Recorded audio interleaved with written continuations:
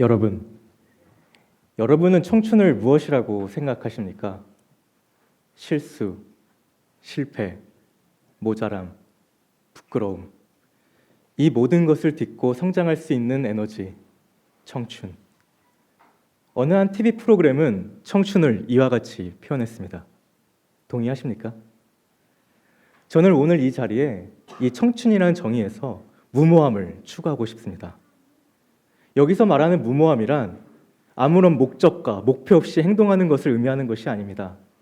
뚜렷한 목적과 목표를 가진 채 자신의 합리성과 이익을 포기하는 용기를 뜻합니다. 저는 6년 전 탈북 청소년들과 개발도상국 아이들이 한반도 통일의 주역이 되는 것을 꿈꾸며 비영리 예술교육단체를 만들었습니다. 우리 윗세대 선배님들이 시대적 사명인 독립과 자유 대한민국의 가치를 지켜내신 것처럼 저희 세대의 시대적 사명은 한반도 통일이라고 생각했기 때문입니다. 하지만 정부나 재단의 지원을 받기엔 지원 자격부터 큰 장벽이 있었고 그래서 다양한 알바를 하면서 운영해 왔습니다. 물론 제가 놓치고 있는 부분이 있을 수도 있습니다. 하지만 어느 한 대학교 연구 자료에 따르면 우리나라의 부족한 비영리 지원과 잘못된 분배에 대해 정확히 꼬집고 있습니다. 또한 비영리 스타트업 지원의 공백에 가까운 점을 문제 제기하기도 했습니다. 저희 아버지는 제가 이런 활동하는 것에 대해서 되게 싫어하셨습니다. 그래서 몰래 했습니다. 사회가 암묵적으로 정한 때에 취업을 하고 안정적으로 살기 원하셨기 때문입니다. 아버지의 걱정대로 저는 지금 돈도 제대로 못 버는 걱정 덩어리인 막내 아들이자 지인의 경주사를 들으면 돈부터 걱정하는 부끄러운 사람이기도 합니다. 하지만 저는 포기하지 않습니다. 이러한 무모함 속에 사회의 가치와 변화를 만들어낸 경험을 직접적으로 했기 때문입니다. 저희 단체가 한 탈북 대안학교에서 수업이 끝날 때쯤 어느 한 탈북 친구는 제게 이런 얘기를 했습니다.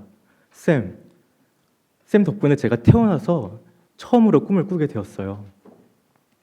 그리고 다른 한 탈북 대안 친구는 이런 얘기를 했습니다. 자신의 작은 재능으로 누군가를 도울 수 있다는 것을 처음 깨달았다고요. 작년 프로젝트 속에서 만난 한 탄자니아 현지 아이는 한반도의 상황과 연합을 이해하게 되었고 그 과정 속에서 더 큰 꿈을 품게 되어 현재 미국으로 유학을 준비하고 있습니다. 무뚝뚝하고 표현을 잘 하지 않으시는 저희 아버지는 어느 날 제게 이런 말씀을 하셨습니다.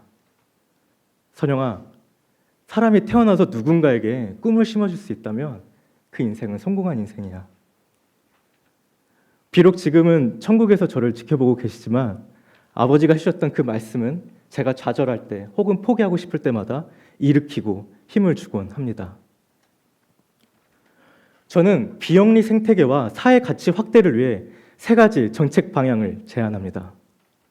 첫째, 비영리 법인단체 등록 기준을 완화하는 것입니다. 법인으로 등록하려면 일정 규모 이상의 구성원과 재산을 필요로 합니다. 하지만 그 기준이 너무 높아 일반 청년들이 혹은 일반적으로 마음먹고 진행하기에는 많은 어려움이 있습니다. 둘째, 지원 자격이 임의단체도 지원할 수 있게 해야 합니다. 물론 몇몇 재단은 임의단체도 지원할 수 있게 하지만 그 수는 매우 적고 많이 부족합니다. 제가 방금 제안드렸던 첫 번째 제안이 현실적으로 어렵다면 지원 자격이라도 낮추는 것이 바람직합니다. 마지막으로 지원의 파이를 더 넓히는 것입니다. 우리나라 비영리 스타트업 지원 공백지대가 생기는 이유는 분배의 문제도 있지만 지원 자체의 규모가 작은 것이 아주 큰 몫을 합니다. 부끄러움과 무모함을 딛고 성장할 수 있는 에너지와 그 에너지에 투자할 수 있는 용기 있는 사회. 이것이 비영리 생태계와 사회 가치를 확대하는 하나의 시작점입니다. 감사합니다.